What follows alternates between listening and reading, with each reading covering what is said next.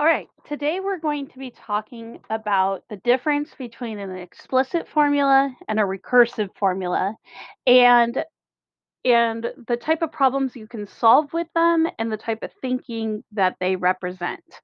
We're even going to get into like the advantages and the disadvantages of each one.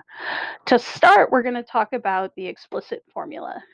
So the explicit formula is a process that takes any input for x and can give you the output for y or f of x.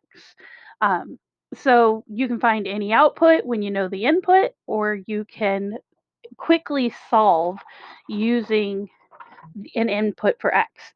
For example, if we say x equals 3, we can solve by plugging in the 3 into the equation. So in this example where it says 2x plus 1, the input goes right here. So we would write 2 times 3 plus 1. Notice I also wrote the input here so that I know what input I put into the function f of x. So f of 3 equals 2 times 3 plus 1. 2 times 3 is 6 plus 1 is equal to 7. So f of 3, or the function at 3, is equal to 7. Note that this is not a multiplication problem. This is not f times 3 equals 7. So you're not going to divide to solve for each side. What you're going to do is you're going to say that this is done, that f of 3 equals 7, or for the input of 3, you get an output of 7. You can also write this as ordered pair or coordinates. So our input, our x, was 3, and our output was 7. So the ordered pair, or the point, would be 3, 7. The same is true for the exponential function. So if we take the input of 3, so we replace this x with 3, we know that f of x equals, or f of 3 equals 2 to the third power, or 2 times 2 times 2. 2 times 2 is 4, 4 times 2 is 8. So f of 3 equals 8 for the exponential function.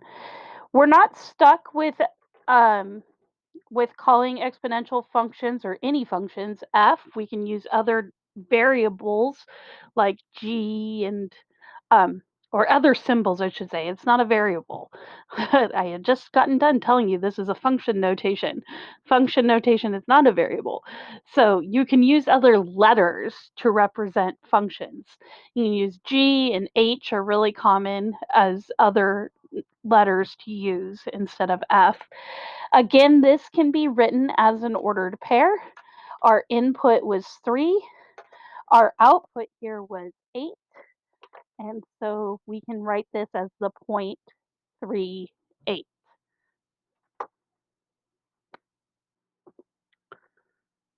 So next I want to look at how we can use a table to find the explicit formula.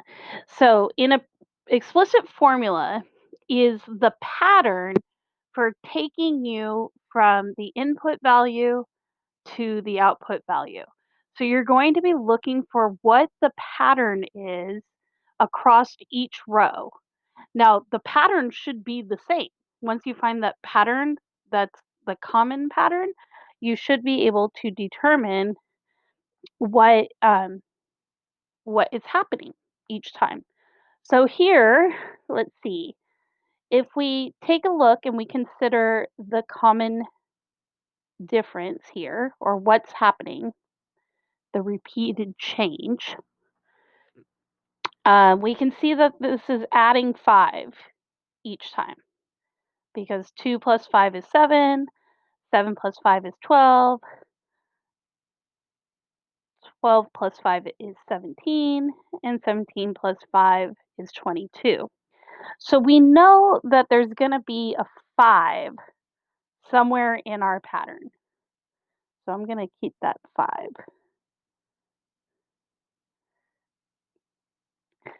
So what would we do with the 5 and the 0 to get to 2? Or the 5 and the 1 to get to 7? And the 5 and the 2 to get to 12? And so you're gonna find that there's a pattern that emerges. In this case, if you do the 5 times 0 and add 2, that equals 2. And if we do the 5 times 1 plus 2, it equals 7. And the 5 times 2, oops, I switched colors. Sorry about that. 5 times 2 plus 2 is equal to the 12. And the 5 times 3 plus 2 equals 17. And the 5 times 4 plus 2 equals 22. So by the time you get to that t input, we know that it's going to be 5 times whatever the t is, the input, plus 2 will equal the f of t. So you're looking for that common pattern. Now, that was an arithmetic example. I wanted to show you a geometric example where you're multiplying by the same number each time. So here we have 5 times 2 is 10, 10 times 2 is 20, 20 times 2 is 40, 40 times 2 is 80. And so this common pattern that we get here would is going to have a 2 somewhere in it. Okay. And remember, it has to have the x in it. And when we're dealing with a geometric sequence, we know it's an exponential problem. So it's 2 to the 0, 2 to the 1, 2 to the 2, 2 to the 3, and 2 to the 4. So now the question is what would you have to multiply 2 to the 0 by to get 5? And the answer is 5. 5 times 2 to the 0 equals 5. 5 times, oops, that's not a 5. There's a 5. 5 times 2 to the 1 is 10. 5 times 2 squared is 5 times 4 is 20. 5 times 2 cubed, 5 times 2 to the 4th power, and so on. So by the time you get down here, we know it's going to be 5 times 2 to the t power.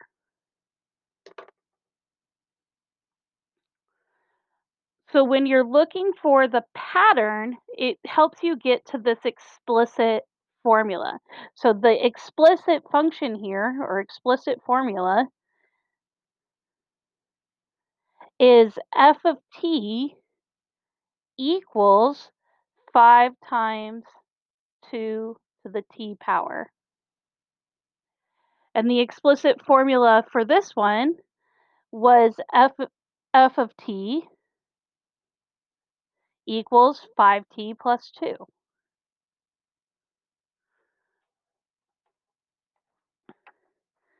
When you're using it in a diagram, which is actually the hardest thing to use the explicit formula for, you're having to compare the figure number to the diagram. And so when you think about at minute 1, it had so many dots. At minute 2, it had so many dots. You're comparing the 2 for the figure number and the number of dots in the diagram for the diagram. So that, and you can create a table of values with that and then use that to find the pattern. The advantages of the explicit formula is you can quickly find the output for any given input. So if somebody says, what would the 100th figure look like? The explicit formula is faster for finding the 100th pattern or the 100th figure in the pattern. It's not that easy to identify the pattern from one term to the next.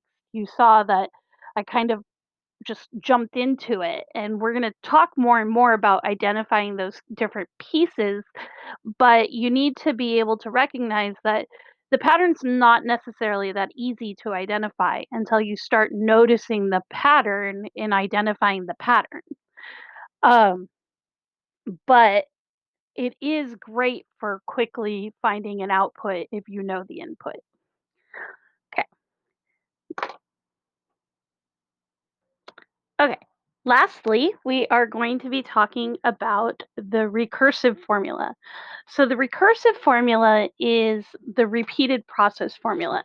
And if you remember when we were taking the notes in 1.3, I had told you this, that it helps us find the new figure in minutes when we know the figure that comes before it, or the figure 1 minute before it, so the n minus 1. And remember that these are both function notation. This is not the same thing as f times n minus 1, where you would use the distributive property. This is the figure that comes before n, 1 minute before n, or 1 before n. So the recursive formula finds the value of a new figure by looking at the figure that comes right before it. So it uses one term to find the next term. And in order to do that, you need to know the starting point. And so we're going to talk about that with those functions that we were using earlier with these tables. So the starting point is always the very first, the top line of your table. So for this one, we would say that f of 0, meaning the function at 0, is equal to 2. And for this bottom one, we would say that the function at 0 is equal to 5. Now, if this function didn't start at 0, so if the pattern doesn't start at 0 and it starts at 1, then you would write the function at 1 starts at 5. So it's all about what the top line of your table says. So in this box right here, it says you look at the first row for your starting point, and then you look down the output column to find the pattern. So the pattern was given to, or we figured out the pattern earlier because we needed it to find the pattern for the explicit formula. So for this pattern, each new figure was equal to 5 more than the figure that came before it. So the new figure is equal to the figure that came before it. So f of n equals f of n minus 1, and then we would say plus 5. So every time you write a recursive function or a recursive formula, you're going to write a starting point. So an f of 0 equals something. And you're going to write the same beginning, the f of n equals f of n minus 1. The only thing that changes in a recursive formula is what you write right here, is what you're adding and subtracting and where you start. So this one, we started at 0 equals 5. Then we would write the f of n equals f of n minus 1. So that would be the next figure equals the figure that comes before it. And in this case, the pattern that was happening in this column was we were timesing everything by 2. So we would write times 2. So you look at the top row of the table to get the starting value. Then you look for the pattern that of how one value leads to the next value on the in the y column, in the output column. Okay. When you're doing it with a diagram, you try to find the previous figure and the next figure. So you're trying to see like how does the pattern grow so that you can identify what's being added or how it's growing. So it could be being multiplied. Um, these are great for finding the very next term in a sequence. Like when you have a picture or a pattern with pictures, and then you're trying to find the very next picture, then the recursive formula is very useful. Or when you are given a table of values and you're just needing to find the next value on the table, the recursive formula is really useful. It's not very effective when you're trying to find a like the 100th term, when you're trying to find something way late in the sequence. It's just not useful at that point. Let me move my picture so that you can write that down. There we go. So these notes, as you may have discovered, go in at the end of your 1.4 task, your classwork task. So I'm going to zoom out a little bit so you can get a clear picture of all of it. And you're going to be copying these notes right after the exit ticket to 1.4. Pause the video if you need to write it all down. Have a great day.